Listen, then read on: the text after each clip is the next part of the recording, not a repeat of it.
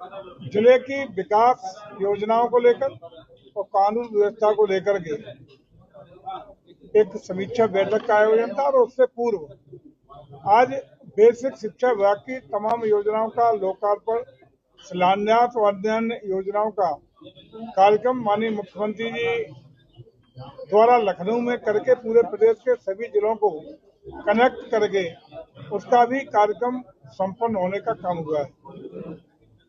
आज उत्तर प्रदेश की शिक्षा और खास रूप से बेसिक शिक्षा के चौमुखी सर्वांगीण विकास के लिए, ताकि जो आधार बनता है शिक्षा का, बच्चों के विकास का, वो बेसिक शिक्षा से होता है। तो बेसिक शिक्षा की और बेहतरी कैसे हो और पारदर्शिता, गुणवत्ता कैसे लाई जाए, हमारे बच्चे और निपुण कैसे बन सके, इसके विषय काफी योजनाओं की शुरुआत और निर्देश, दिशा निर्देश और आदेश और स्वीकृतियां माननीय मुख्यमंत्री के द्वारा देने का काम किया गया है।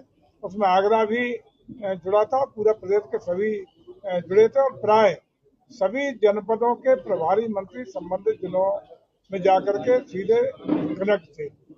इसके बाद हम लोगों ने अपने माननीय सभी जनप्रतिनिधियों के और प्रशासन के साथ बैठ करके विकास योजनाओं को लेकर, समस्याओं को लेकर के, कानून व्यवस्था को लेकर के विस्तृत रूप से बिंदुवार चर्चा करने का काम किया है और तमाम उस मामले में दिशा निर्देश, माननीय जनप्रतिनिधियों को सुझाव, समस्याओं के समाधान के लिए निर्देश देने का काम किया गया है। और कुछ मामलों में आपको हमारे प्रशासन से आज की समीक्षा बैठक के बिंदु भी मिल जाएंगे, जिसमें कुछ की जांच करने के निर्देश दिए गए, कुछ की जांच कमेटियां बनाने के निर्देश दिए गए और कुछ में सुधारात्मक कार्रवाई करने के लिए चेतावनी भी देने का काम किया गया है। उसमें हेलीकॉप्टर यहाँ से बटेश्वर से और मथुरा में गोवर्धन से 2 जगह से हेलीकॉप्टर की सेवाएं शुरू होनी थी, लेकिन कतिपय कुछ कारणों से रुका पड़ी। लेकिन मुझे लगता है कि बहुत शीघ्र उन कारणों का निवारण हो जाएगा।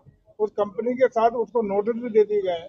कुछ तकनीकी थी, कुछ जानबूझ के कुछ खामियां उस कंपनी या जो सेवा प्रदाता कंपनी थी उसके द्वारा किया गया था, लेकिन मुझे लगता है कि निस्तार पे आ गया मामला और आज शीघ्र वो सेवा शुरू हो जाएगी। तो गई 31 मई से, इसी 31 मई से काम शुरू हो जाएगा। जो भी कार्य संस्था वो 31 तक काम शुरू कर देगी और टारगेटेड समय पे, क्योंकि पहले से व्यवस्थित तरीके से उनका सब तैयार है, तो दिसंबर तक हर हालत में कंप्लीट करके देंगे। प्री कास्टिंग मटेरियल है, बुला करके उसको यहाँ करेंगे। और एक और खुशखबरी उसके साथ दे दूं कि शिवाजी म्यूजियम भी दिसंबर तक शुरू कराएंगे। उसके साथ जो मीना बाजार में या शिवाजी महाराज को कैद किया गया था, उस जमीन को भी हम लोग खरीद के उस पर भी उनकी शिवाजी महाराज की स्मृति में बड़ा एक म्यूजियम, स्मारक और अन्य चीजें विकसित करने का काम कर रहा है। असमंजस नहीं है, दोनों सरकारों के बीच में बात हो गई है। माननीय मुख्यमंत्री की इच्छा से माननीय मुख्यमंत्री की, दोनों मुख्यमंत्री के बीच में बात हुई है। वहाँ की टीम अभी 3 दिन पहले दौरा भी कर गई है।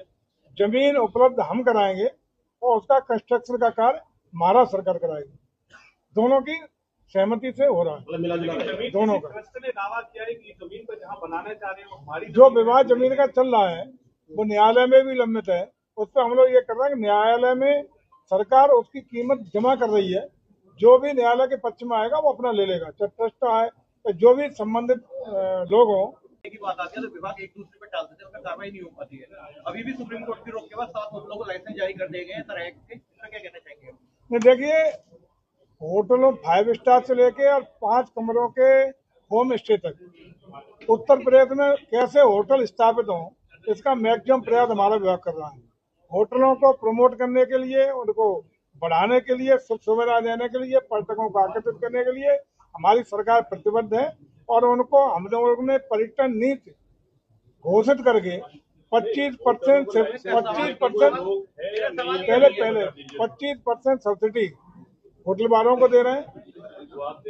वो बात मान रहे हैं